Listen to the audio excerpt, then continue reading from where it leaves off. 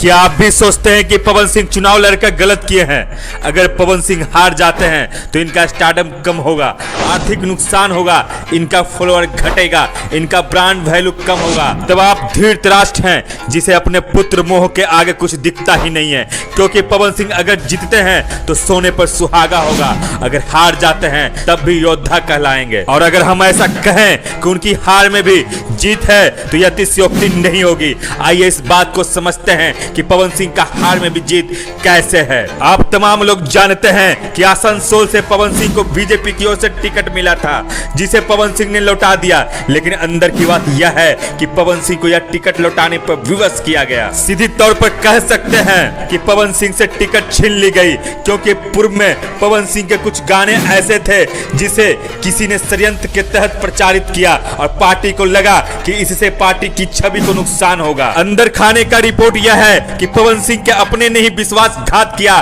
तब पवन सिंह का स्वाभिमान हिल गया और उन्होंने चुनाव लड़ने का निर्णय लिया। नहीं तो जरा सोचिए, जिस पार्टी को लगातार 10 वर्षों से सेवा करते आए हैं, उसी पार्टी के खिलाफ चुनाव में उतर जाना कोई छोटी बात नहीं है। अब बात करते हैं पवन सिंह के हार में भी जीत कैसे। आप जानते हैं कि बीजेपी विश्व की सबसे बड़ी पार्टी है और इनके पास कार्यकर्ताओं की कमी नहीं है। बीजेपी का वोटर इधर उधर होने वाला नहीं है और साथ में जदयू का गठबंधन यानी फेविकोल जैसा मजबूत है। उपेंद्र कुशवाहा के पास अपार वोट बैंक है, तो उधर विपक्ष में राजा राम कुशवाहा के पास भी अपना एक वोट बैंक है और साथ में राजद का सपोर्ट और उनके पक्ष में मुस्लिम, यादव और दलितों का अच्छा खासा वोट बैंक। फिर भी पवन सिंह निर्दलीय मैदान में दहाड़ते हुए अगर 1 लाख वोट ले आते हैं तो क्या इनकी जीत नहीं है?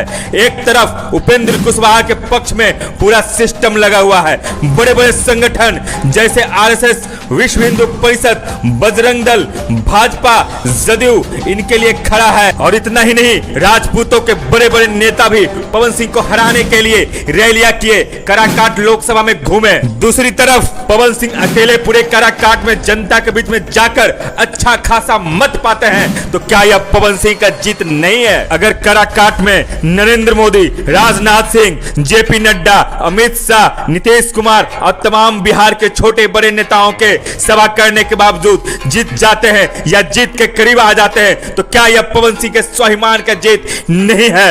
भाजपा के पास एक बहुत बड़ा कार्यकर्ताओं का समूह है एवं व्यवस्था उनका, सिस्टम उनकी, प्रशासन उनका, शासन उनका, इलेक्शन कमीशन पर पकड़ उनकी, मीडिया में पकड़ उनका, बड़े बड़े नेताओं का एक फौज यानी एक बड़ी व्यवस्था बीजेपी के पास। और यह सारा व्यवस्था उपेंद्र कुशवाहा के लिए काम किया। उसके बावजूद अगर उपेंद्र कुशवाहा हार जाते हैं तो क्या यह पवन सिंह का जीत नहीं है? भविष्य में पवन सिंह का करियर का क्या होगा या ना हम जानते हैं ना आप जानते हैं, नहीं पवन सिंह, लेकिन इतना तो जरूर जानते हैं कि पवन सिंह के पास जो आवाज है उसे कोई छीन नहीं सकता। अगर पवन सिंह जीत जाते हैं तो यह जीत ऐतिहासिक होगी, क्योंकि बीजेपी ने काराकाट में अपनी पूरी शक्ति लगा दी पवन सिंह को हराने में, लेकिन शायद वहां से पवन सिंह हार कर भी जीत जाए और उपेंद्र कुशवाहा और एनडीए का वहां पर सुपना साफ हो जाए।